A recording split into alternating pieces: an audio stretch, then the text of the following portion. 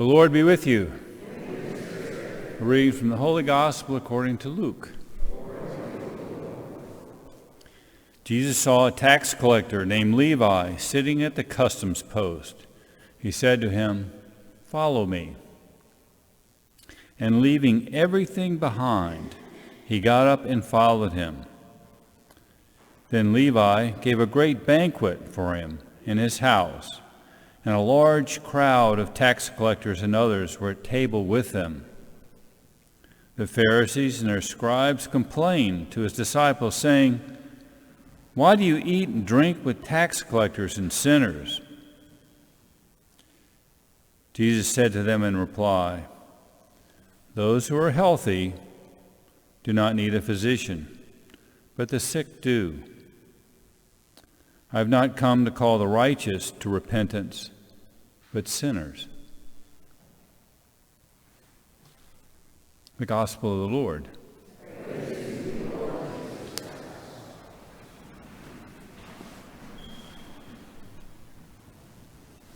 Today's Gospel, Jesus calls Levi, the tax collector, to come and follow him. He's got one hand in the money and the other hand like this, saying, "Me?" And Jesus says, "Yeah, you, come follow me." And he leaves everything. And then he throws this banquet, I guess it's like a farewell to my tax collector buddies. And then Jesus is criticized by the Pharisees and scribes. "Oh, he's eating with tax collectors and sinners." And I thought to myself, I said, well, how did they get into the party? And so the question that comes up is, what Jesus told them in response. It's absolutely beautiful. It's the one line that really stuck with me when I read the readings. And it's this last line here. It says, "Those who are healthy do not need a physician, but the sick do.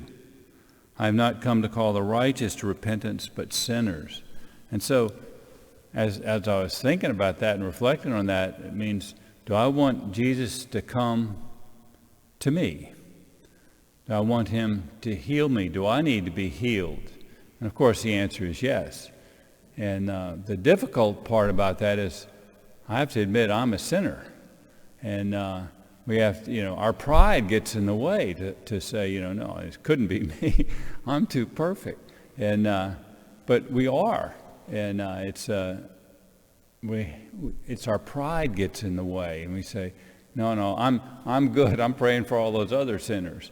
And about a couple of weeks ago, with Father Braxton, we had Mass, and we talked about the readings were about King David and the covenant that God made with King David, and how that covenant, Jesus would eventually be of his line, and King David's line, his progeny would be on the throne as long as they obeyed the law, and that was the covenant. Well, that didn't last long, because Solomon broke that covenant right away, because he had all these wives, and his wives came from surrounding pagan countries, and he built temples for their gods, and he worshipped at those temples too, and so there was false gods.